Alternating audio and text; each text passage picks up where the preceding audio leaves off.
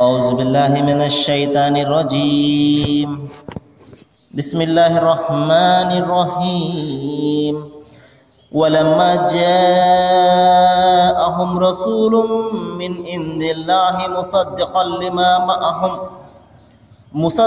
لما معهم نبذ فريق من الذين أوتوا كتاب الله وراء ظهورهم كأنهم لا يعلمون صدق الله العظيم. అనంత కరుణామయుడు అపార కృపాశీలుడు పాలకుడు పోషకుడు సర్వలోక ప్రభు అయిన అల్లాహ్ శుభనామంతో ప్రారంభిస్తున్నాను. సోదరులారా, సోదరీమణులారా, అయ్యలారా, అమ్మలారా, నా శబ్దాన్ని వింటున్నటువంటి అందరికీ కూడా అస్సలాము అలైకుం రహమతుల్లాహి వబరకాతుహు. సర్వలోక ప్రభు అయిన అల్లాహ్ మన అందరి జీవితాలలో శాంతిని, శుభాలను, కారుణ్యాన్ని, దయను కురిపించునుగాక. ఆమీన్. ఇంతవరకు మీ ముందు మనందరి మార్గదర్శక గ్రంథము విశ్వప్రభు అల్లాహ్ యొక్క అంతిమ గ్రంథమైనటువంటి దివ్య ఖురాన్ నుండి 99వ వాక్యం యొక్క అరబీ మూలంను పఠించడం జరిగింది. దీని యొక్క తెలుగు అనువాదం: సత్యాన్ని స్పష్టంగా ప్రకటించే వాక్యాలను మేము అవతరింపజేశాము, మరి అవిధేయులు తప్ప ఎవరు కూడా దీనిని తిరస్కరించరు. వారు ఏదైనా వాగ్దానం చేసినప్పుడల్లా వారిలో ఒక వర్గము దానిని త్రోసిపుచ్చడం ఎప్పుడూ జరుగుతూ ఉండేదే. అంతేకాదు, దీనిని మనఃపూర్వకంగా విశ్వసించని వారు చాలామంది ఉన్నారు. వారి వద్ద పూర్వం నుండే ఉన్న దైవ గ్రంథాన్ని ధృవపరుస్తూ ఏ ప్రవక్త అయినా అల్లాహ్ తరపు నుండి వచ్చినప్పుడు గ్రంథ ప్రజలలో ఒక వర్గం వారు అల్లాహ్ గ్రంథాన్ని, దానిని గురించి ఏమీ తెలియని వారుగా త్రోసిపుచ్చేశారు. సోదరులారా, విశ్వప్రభు దైవం అల్లాహ్ మానవాళి మార్గదర్శకత్వం కోసము ప్రతి కాలంలో కూడా, ప్రతి జాతిలో కూడా ఆయన తన ప్రవక్తలను పంపించాడు. ప్రవక్తల ద్వారా గ్రంథాలను కూడా పంపించాడు. ఈ గ్రంథాలు, ఈ ప్రవక్తలు మానవులందరికీ కూడా ఒకే మార్గాన్ని బోధించారు. దానినే ఇస్లాం అని అరబీ భాషలో, అంటే మరి వివిధమైనటువంటి భాషల్లో వివిధమైనటువంటి పేర్లు ఉంటాయి. పేర్లు ఏదైనా దాని యొక్క మూలమైనటువంటి అర్థం ఏమిటంటే, సృష్టి తన దైవాన్ని మాత్రమే ఆరాధించాలి. ఈ సృష్టిలో అందరం కూడా ఉంటాం. మీరుంటారు, నేను, ఈ చెట్లు, ఈ చేమలు, ఈ జంతువులు, ఈ జీవాలు, ఇవన్నీ కూడా సృష్టే. అందులో ప్రవక్తలు ఉంటారు, మహాపురుషులు ఉంటారు, మహర్షులు ఉంటారు. వీరందరూ కూడా ఏకైక దైవాన్ని, తమను సృష్టించినటువంటి ఆ సృష్టికర్తను ఆరాధించడం అనే ఈ ధర్మాన్నే దైవము ప్రతి జాతిలో కూడా, ప్రతి ప్రవక్త ద్వారా కూడా ఇదే ధర్మాన్ని బోధించాడు. పేర్లు వేరయ్యి ఉండొచ్చు. కాబట్టి ఈ ధర్మాన్ని అరబీ భాషలో ఇస్లాం అని పిలవడం జరిగింది. కాబట్టి దైవ ప్రవక్తులు ఎవరు వచ్చినా కూడా, దైవ గ్రంథం ఏదైనా కూడా మౌలికమైనటువంటి ఒక్కటే విషయము అందరికీ కూడా సమానంగా ఉంటుంది. అదేమిటంటే దైవం ఒక్కడే, ఆయన మాత్రమే ఆరాధించడం అనేది. కాబట్టి నిజమైనటువంటి విశ్వాసి, దైవ విధేయుడు, దైవానికి తనకు తాను సమర్పణ చేసుకున్నవాడు ఈ ప్రవక్తల మధ్య, దైవ గ్రంథాల మధ్య తారతమ్యతలను ఎంత మాత్రం కూడా చూపించడు. అంతిమ గ్రంథం ఖురాన్లో దైవం ఒక సందర్భంలో చెప్తున్నాడు: ఆమన రసూలు బిమా ఉన్జిల ఇలైహి మిర్ రబ్బిహి. ఈ ప్రవక్త అంటే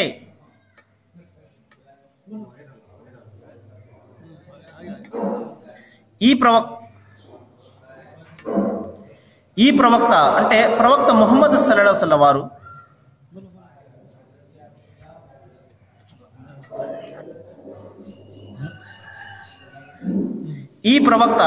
ప్రవక్త ముహమ్మద్ సల్లల్లాహు అలైహి వసల్లం వారు తమ ప్రభు తూర్పు నుండి ఏదైతే అవతరింపజేయబడిందో దివ్య ఖురాన్ రూపంలో, దానిని ఆయన విశ్వసించాడు. వల్ ముమినూన్, ఆయనను అనుసరించేవారు కూడా దానిని విశ్వసించారు. వారందరూ అంటారు: కుల్లున్ ఆమన బిల్లాహి వ మలాయికతిహి వ కుతుబిహి వ రుసులి. మేమందరం కూడా అల్లాహ్ను విశ్వసిస్తాము, ఆయన పంపినటువంటి ప్రవక్తలందరినీ విశ్వసిస్తాము. ఆ ప్రవక్తలతో పాటు ఆయన పంపిన గ్రంథాలను విశ్వసిస్తాము. మరియు ఆయన దైవదూతలను కూడా విశ్వసిస్తాము. లా నుఫర్రికు బైన అహదిం, మేము వీరి మధ్య ఎటువంటి తారతమ్యతను చూపించము. కాబట్టి సోదరులారా, దైవ గ్రంథం ఏదైనా కూడా అది దైవం తరపు నుండి వచ్చినది అని మనకు తెలిసినప్పుడు నిజమైనటువంటి దైవ విశ్వాసి ఆ గ్రంథంని విశ్వసించాలి. అందువలనే అంతిమ గ్రంథం ఖురాన్లో చెప్తున్నాడు. మరి నిజమైనటువంటి దైవ విశ్వాసులు ఈ అంతిమ గ్రంథం ఖురాన్ను చదివినప్పుడు ఒకవేళ వారు తమ వద్ద ముందు నుండి వస్తున్నటువంటి గ్రంథాలను చదివి ఉన్నవారు అయితే వారు నిస్సందేహంగా ఈ గ్రంథాన్ని కూడా, ఈ ఖురాన్ను కూడా తమ కుమారులను ఏ విధంగా అయితే గుర్తుపడతారో అదే విధంగా గుర్తుపడతారు.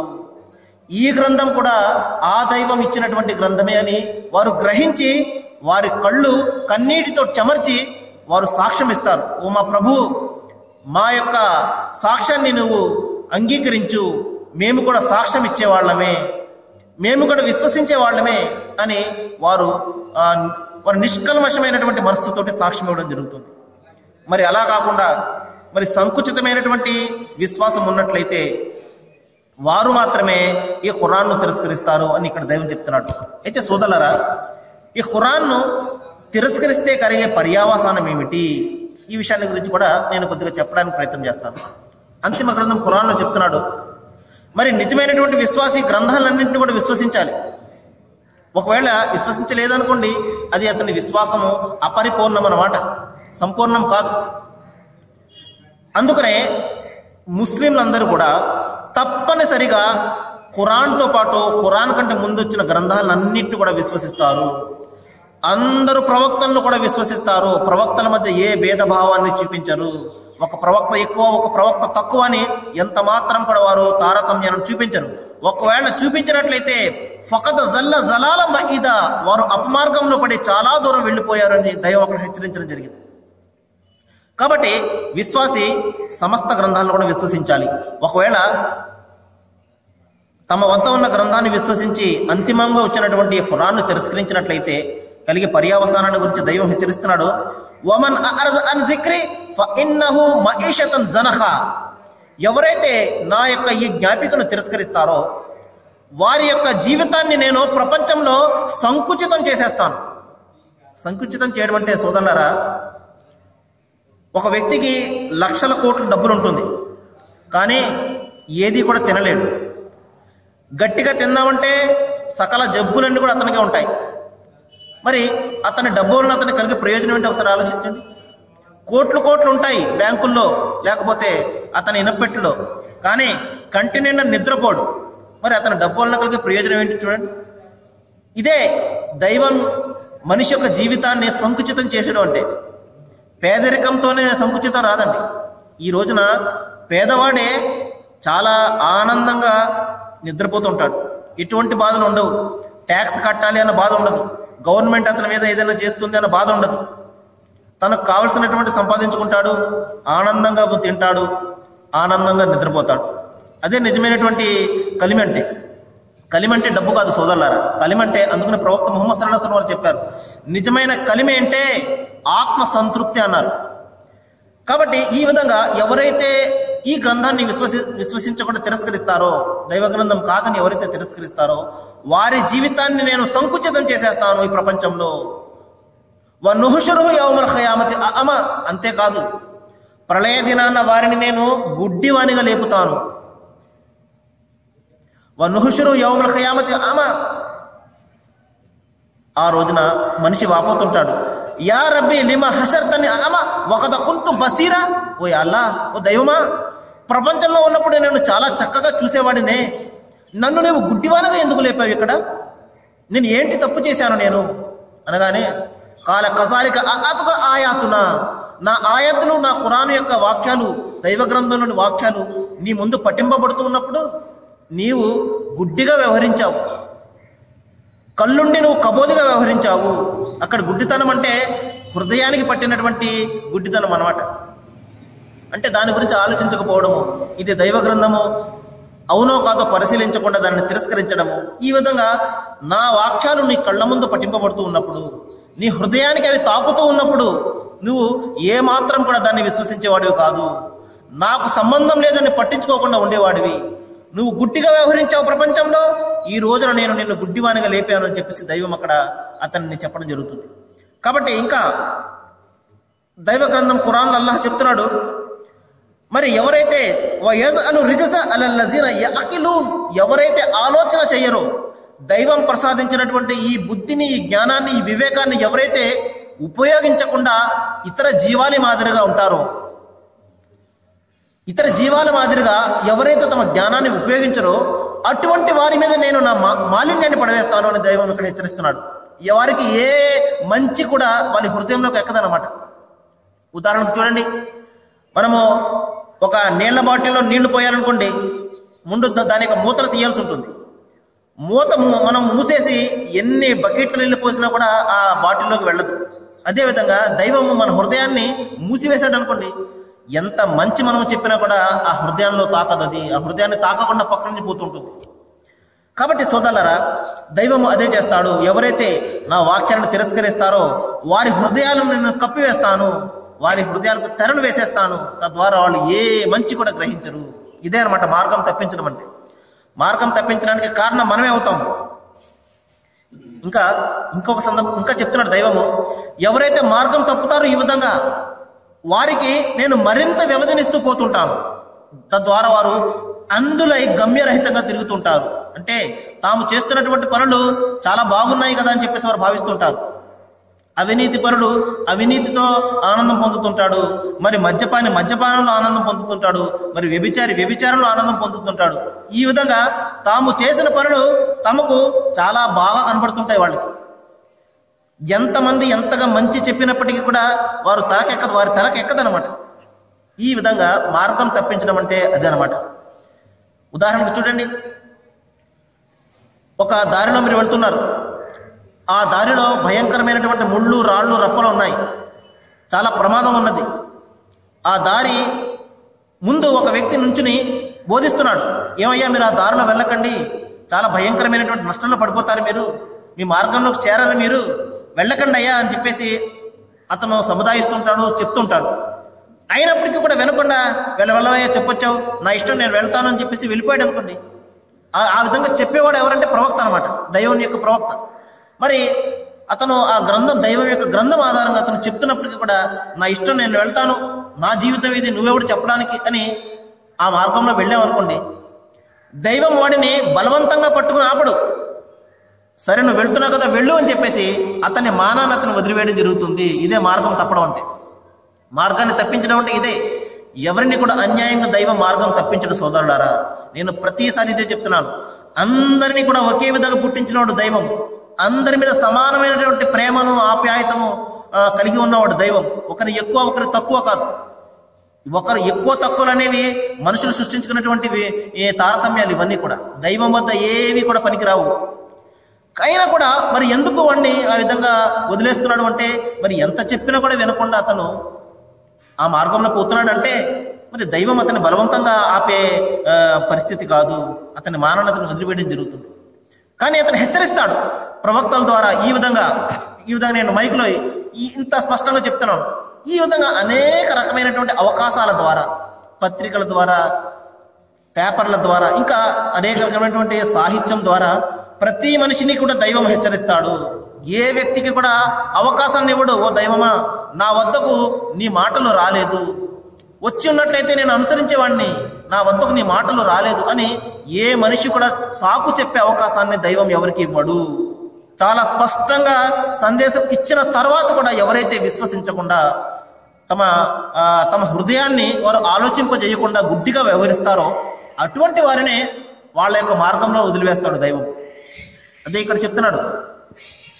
కాబట్టి సోదరులారా, వల్లాహు యహది ఇలైహి మన్ అనాబ, ఎవరైతే దైవం వైపునకు తిరుగుతారో, ఎవరైతే నేను మంచిగా ఉండాలి, నా జీవితం నైతికబద్ధంగా ఉండాలి, నేను పరలోకంలో సాఫల్యాన్ని పొందాలి, ఈ భయంకరమైనటువంటి ఈ ప్రాపంచిక వ్యవహారాలను కాదు, నాకు శాశ్వతమైనది పరలోకం అని ఎవరైతే భావిస్తాడో, ఎవరైతే దేవుని వైపునకు తిరుగుతాడో, ఎవరైతే అల్లాహ్ వైపునకు తిరుగుతాడో, ఎవరైతే సర్వేశ్వరుని వైపునకు తిరుగుతాడో అటువంటి వారికే దైవ మార్గాన్ని చూపుతాడు. కాబట్టి మనిషి కృషి ఉండాలి. ఏదైనా చూడండి, ఉదాహరణకు మన పెద్దలు చెప్తుంటారు, మరి అడగంది అమ్మైనా అన్నం పెట్టదు అని చెప్పేసి. ఈ విధంగా నేను బాగుపడాలి అన్న ఆలోచన నాకు లేదనుకోండి, నన్ను ఎవరు రక్షిస్తారు? అదే ఉదాహరణ చూడండి, ఇప్పుడు మద్యపాని ఉన్నాడండి, అతనికి యాంటీ ఆల్కహాలిక్ ట్రీట్మెంట్ అని ఒక ట్రీట్మెంట్ ఇస్తారు. దాని నుండి బయటపడే ఒక మార్గం అన్నమాట.